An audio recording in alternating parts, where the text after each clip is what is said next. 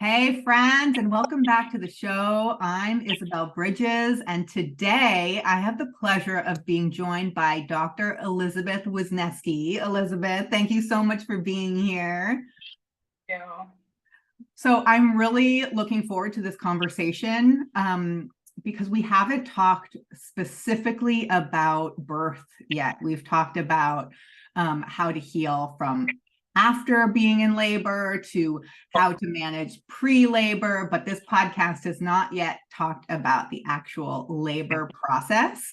So we're going to dive into that a little bit on this episode, as well as other juicy topics. Before we do that, Dr. E, will you just tell us a little bit about who you are and how you show up in this world?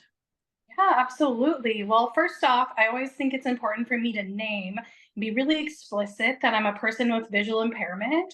And I've had over 30 surgeries, but that's not my whole identity. So although I can't see you right now and others, I feel people's energy and I see their energy in my third eye and throughout my entire soma.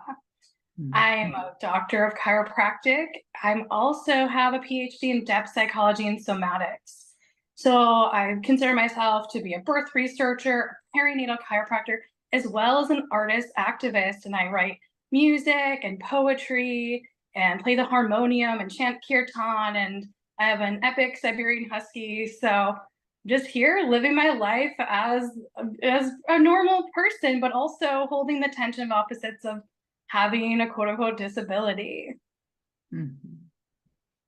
Yeah, I appreciate you naming that right up front because it really role models for us that we can name what is true for us and what our reality is without like hiding behind it. So thank you for that. My pleasure. So I want to ask you the question I ask all my guests up front, which is, what does empowerment mean to you? Mm.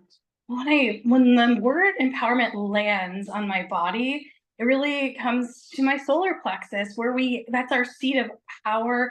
And I would also say empowerment. It's kind of centrally located in our body. And for me, it's being grounded and connected in my lived experiences, but also open to new ones. And so empowerment really is a form of connection for me, connected within myself and to the collective. And it gives me the strength and the courage and the vulnerability to stand in my own truth and power. Mhm. And how did you stand in your power as you were entering this journey of birth work? How did you come to birth work, and what does empowerment mean around this topic of birth work? Yeah, so a few months after I became a doctor of chiropractic, I took the Webster certification, which is our premier prenatal technique seminar. And a lot of people come for Webster technique if their baby is in a less than optimal position like breech. Um, Mhm. so I did that and I found it interesting and all made sense to me from this physiological and logical sense. And the day that the actual piece of paper certificate arrived in the mail, had a new patient pregnant with her fourth child, breech presentation, went through the protocol. Baby ended up turning because everything was balanced, and she had him at home a couple days later, over 10 pounds, unmedicated vaginal with the midwives. And I was like, oh wow, this really works. And so that kind of lit me up and sparked that. And then throughout my master's and PhD program, I was still practicing. And all these people started coming to me in the postpartum period that had unplanned, maybe unnecessary, unwanted cesarean births.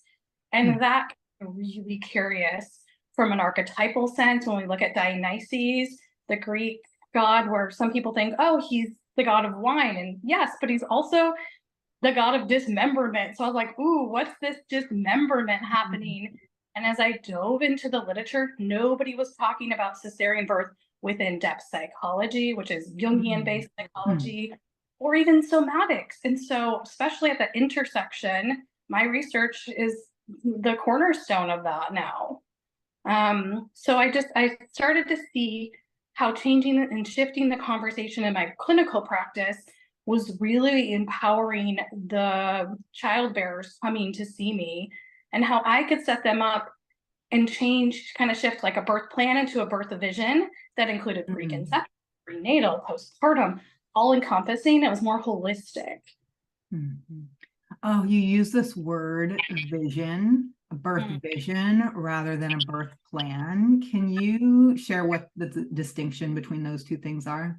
Yeah, absolutely. This actually came out of my research when I was interviewing people who had unplanned cesarean births. And with a birth plan, we can get really stuck of like, this is the way it has to be. Or we'll give up all of our power to, I call it white coat privilege, to the doctor, thinking they know more about our own bodies than we know about our bodies. And I tell my practice members that nobody knows your body but more than you do. So I want people to have a more encompassing view of their ideal scenarios, and also know there might be some algorithms in there. There might be different ways of looking at it, and we don't have to be tied to it, but you can also at the same time set some boundaries of, I really want delayed cord cutting, or I want to experience cord burning, which is a different tradition from the, and so I I think it's just more expansive in a way and gives permission to be outside the box a bit, but also doesn't make us feel ashamed when things don't go according to our quote unquote plan. So it gives different scenarios for me, but it also includes the postpartum period because that's often left out. Like everything about a birth plan, typically when I talk to my practice members, is leading up, it's all the prenatal and then the birth, and then there's like, well, what's after that plan? Yes. Oh my gosh, I was just talking to a dear chosen sister about this. And so a question is bubbling up in me around fear. And how to manage the fear somatically and in other ways. Because I notice a lot of fear comes up, whether we're birthing a child or a project or a business or a book. So I'd love to hear your take on that. Well, I first off, I love that you just named other things that we birth, because it all is just creative energy coming from that same part of our body. And so birth is beyond just the baby. So that's beautiful. Um, Sometimes within my coaching, I call myself a life doula. So within the birth world, I really encourage people to have a doula. With my practice members, I'm like, I need you to be in therapy and I need you to have a doula. Because we know, according to all the literature, that reduces the cascade of intervention. And that's tapping into transmuting that fear into something else, some other form of energy. So maybe having like a life doula, having a coach like what you do, that can really help, because everything's energy. And so how can we transform that and really transmute it into something else? That's the alchemy. That's where we turn the lead into gold. And also getting away from binaries of like fear is bad. Like for me, it's either stagnant or it's flowing energy. And so I'm like, how can I change this? And so I would like to kind of like cultivate my fear into something else and move it through my body. So somatically, that might be through meditation, yoga, mindfulness, and acknowledging that. It's kind of like trauma-informed care or implicit bias, even. Like you can't change things until you acknowledge it. So the first step is me like, hey, I'm feeling fear. And then it might be tapping into like, I feel this fear in this part of my body. And maybe there's an image or a symbol or an archetype that comes up, and then we can learn from it. So I'll paint it out, I will write it out, and allow that to speak through me and to me until it becomes something else. And what C.G. Jung says is, when we hold the tension of opposites and we hold and hold and it gets so uncomfortable, eventually a third thing emerges. So through that fear, something else can come through. Oh, Dr. E, I have tears because this is landing so beautifully for me. I personally, and I know I'm not alone here, have a pattern which I'm healing from of pushing the fear down or clenching around the fear. And so you talking about the difference between stagnant and movement is so powerful. And that when we can be witnessed in our fear, I think that can be so powerful too, to name it and then to hear other people name their fears. So we're not so alone in it. Yeah, it's a teacher. And so just having that different interaction with it and embodiment around it can really change our relationship to fear. It's not good, it's not bad, it just is. And that's okay. Yeah. And then something that I find moves parallel to fear is expectation, which is Mm. different, but maybe has some similarities to fear. So when it comes to birthing, again, whether it's a project or a child, I notice that we often have expectations of how it should go, which is more like what a plan looks like rather than a vision. How can what advice do you have for our listeners around managing their expectations? Do we just not have expectations? Well, how do we know if an expectation is healthy? All that. Yeah. Wow, that's a big question. Well, what's coming up for me immediately is, I have a mission statement for my business, like my overall businesses, but I have one for my life. And Yeah. so for my business, it's cultivating a world in which all people have access to vitalistic perinatal education and care. Mm. Whereas my life purpose is cultivate and inspire creative courage. So when I am moving through something or I have a question that I'm like, I'm not sure which direction to go and what's my expectation here maybe. Mm. Like, am I getting closer or further away from that life purpose, that mission statement for myself? And so that's how I tend to move in the world. Like when I got that text introduction to you, I was like, this is a big embodied yes. Like this is Mm. part of my purpose. And around expectations, I it does correlate to the plan thing of because we always are like, I need to manage my expectations. I don't really think that that's necessarily a real thing. We Mm. need to be in relationship with them and see if they're actually serving us or not. Yeah. And I think it's all just like about changing the language within ourselves, our body language, our somatic language, our inner dialogue. It's kind of like managing stress. Like I'm like, no, just be in relationship to stress in your environment. Be in relationship with your expectations. And that's having that, we call it interoceptive awareness of what's going on in my body, or exteroceptive awareness, what's going on outside of my body. But all it boils down to is mindfulness. Like, how is it landing? How am I feeling? What's coming up for me? And then releasing it. Because you were talking earlier about like holding things in, and that's what we tend to do, like sweep it under the rug, hold it in our bodies. But when we just let it go and go to the next moment, that's being present, that's being mindful. And then the expectations can come in waves, but we don't have to be tied to them necessarily.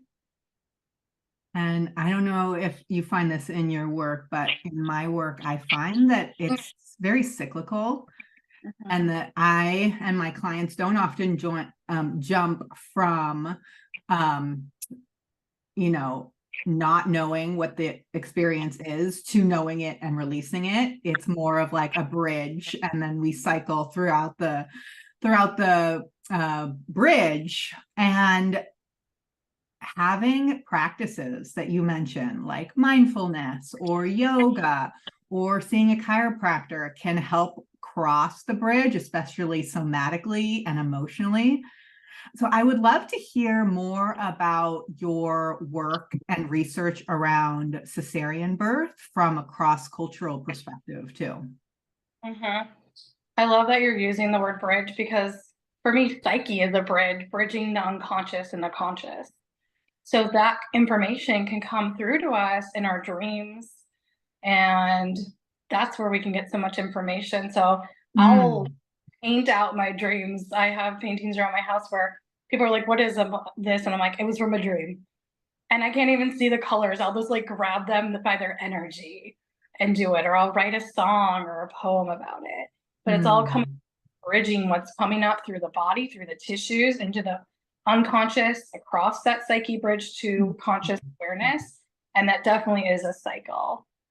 So in regard to cesarean birth, it's in our collective, and we're at a 31.9% cesarean birth rate right now in the United States. And to put that in perspective, Canada's at 26%. Most of the Caribbean into Latin America is at 45%. Brazil's at 55%. Private hospitals in South Africa are 77% cesarean birth. Wow. These are huge numbers. And within the US, at least, researchers are saying it will drop for 1 to 2 more decades. So in the collective, and we're talking more and more about it in terms of obstetric violence and obstetric racism and all these other aspects within healthcare, and especially within obstetrics that are social justice matters. So I think this is a potent time to talk about it. Because we're getting close to the winter solstice, the evening now, the shadow and the light. Yeah. So, to acknowledge both sides of it, and that's a cyclical pattern as well. So I'm curious, what else where do you want me to go from here about the research? Because it's such an expansive topic, and I'm so happy to share. I'm really getting curious about this metaphor of birth around the physical birth, and the analogy that is similar to when we're birthing something else into the physical world.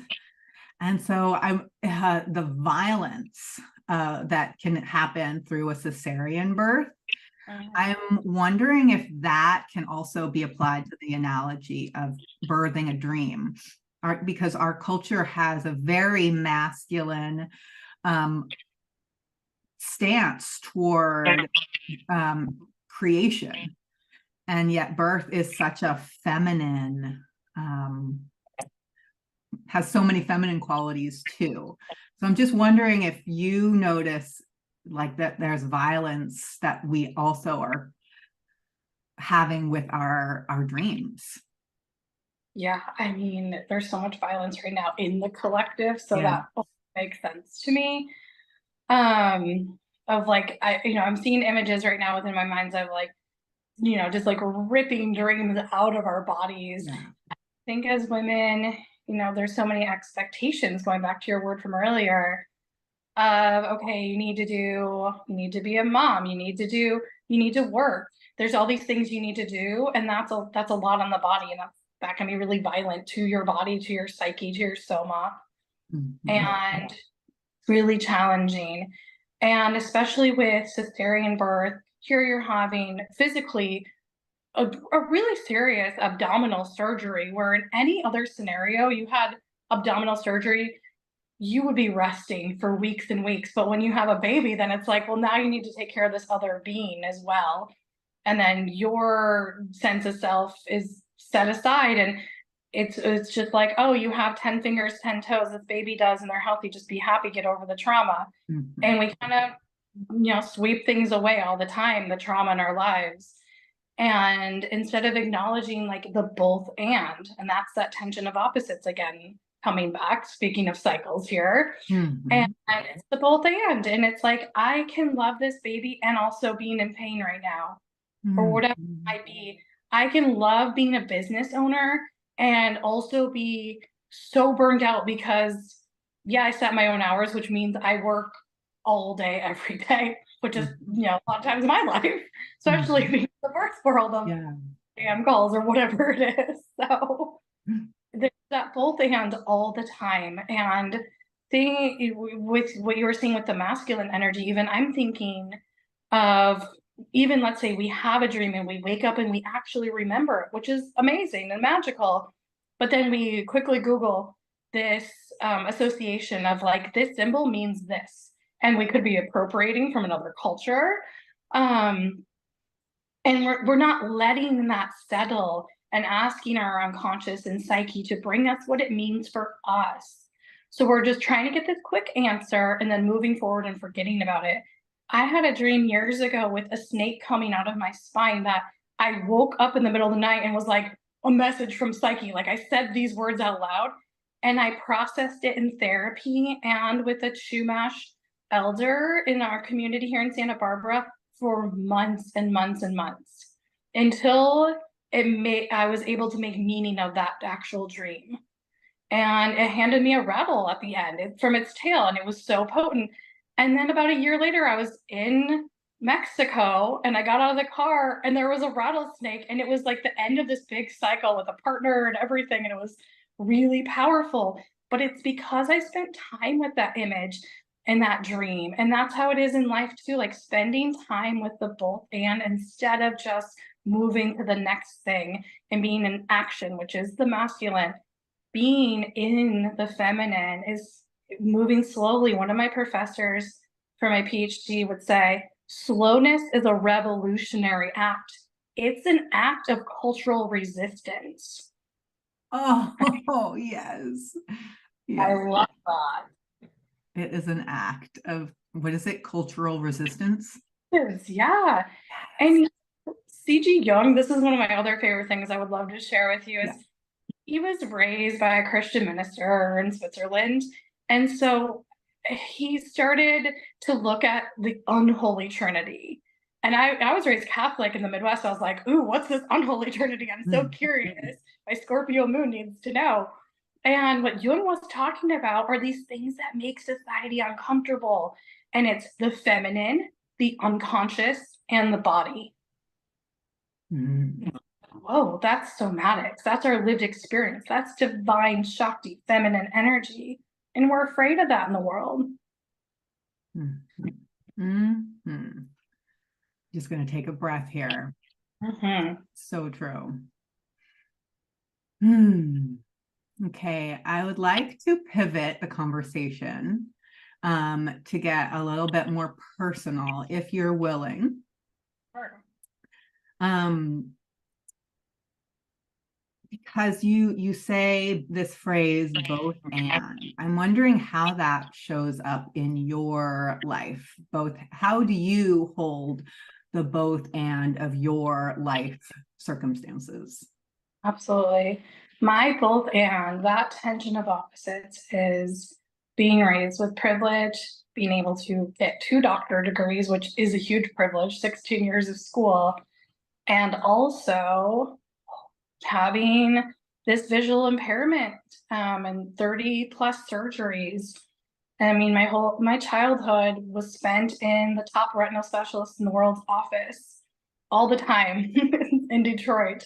And it was really painful. And losing my eyesight over time, I grew up being able to see and then having to come to terms with that of like, I call it my soul contract, because I have this disease that nobody else has in my family. And it's supposed to be found in boys in the Middle East, and I'm neither of those things.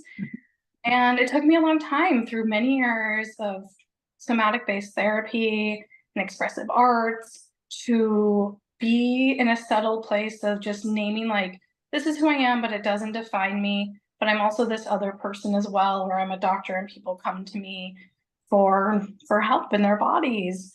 And knowing that my soul chose this because I don't need my eyes to be a really good perinatal chiropractor. It's my heart and my hands and my intuition. So it's been really special for me. And I like to use myself as an example to inspire others, going back to my purpose statement, cultivate and inspire creative courage, because we all have these different gifts, but it's coming into relationship. And I talk a lot about how can we turn our challenges into an asset. And I feel for me, that's what I've been able to do over the years. And it wasn't overnight. It was a lot of hard work in the feminine, in the unconscious, and in the body. But I'm here now feeling empowered. Yeah, and I hear you, that's a choice. That's what I'm really hearing you say, that it is a choice to be empowered, which, is part of my mission to help people choose empowerment, because it's not something that is necessarily given to us. we can be assisted in our empowerment, but unless we take it up ourselves, we don't always have it. So I really admire you're taking up the sword of your own power and wielding it in a way that is helpful for others and modeling that. So just thank you so much for that work that you do. Thank you for witnessing that in me. I appreciate that. Yeah. So I want to talk to the listener out there who is hearing us talk about your empowerment and your path and the challenges that we, probably are projecting onto what you have gone through, and then take it back to our own lives. And how can you just speak to the woman who is feeling disempowered in her own current circumstances, is just feeling, this is going to air in January of 2024. There's so much talk right now of New Year's resolutions, and again, going back to the expectations conversation and the fear that we're not enough. Can you just give her some encouragement as we move into this new year? Absolutely. Everything you need is already inside of you. And that's part of the fear, but that's part of the joy and the empowerment as well. It's all there. When I really learned to move away from like good or bad energy as an example, and just know it's just energy and it just is, it set my soul free and also on fire for life and everything around me. And so everything you really need is inside of you. So letting go, because I think sometimes when we set like a resolution for the new year, that's kind of like a birth plan of like, this is the way it should be. If I don't make this, amount of money or meet my partner or whatever it is, then I failed. Yeah. So letting go of that and expectations and just being like, I'm going to be in this flow and it's my own flow and I'm open. This is what I would like to do. But, here's an example I learned one day in meditation. If you're putting it out in the universe every day, it's kind of like you go to a restaurant and you place an order. You're not going to, every time you see the waiter, be like, hey, remember I'm gluten-free or whatever it is, like over and over. That's going to kind of annoy them. You trust the process. Like, this needs to be gluten-free. They take the order back. The chef makes it, comes back to you. It's like the universe. So we can place our order and release it. And it's already out there. It's the universe knows, and or whatever your belief system is, it's out there in that intelligence, and we can release it and then be present-minded, present-bodied, mindfully aware of like our breath and everything. And really that's all we can do. Like, be present with the moment. I like to call it spacing in. It's easy to space out. It is hard to space in. So going internal. How can I be more present-minded? Maybe I need to meditate. But if I miss a day of meditation, being like, that's just what I needed. Maybe I meditated when I washed the dishes. It doesn't need to look or be a certain way, but being just in the flow. I love that you're talking about presence. Deepening into presence is our theme in the Mother's Empowerment Sisterhood in January. So I love that you talk about that so much. Synchronistic. I know. So we're tapering towards the end of our time together. Dr. E, is there anything that you want to make sure you say before we close? Well, I'm just so grateful to be here and excited to put this and birth this out into the world beginning of 2024, as it's just so deeply important for me to share my story, not because I think I'm like more special or had more trauma or anything, and that's, it's not this competitive thing, but it's like, let's put it out there because I want to inspire others.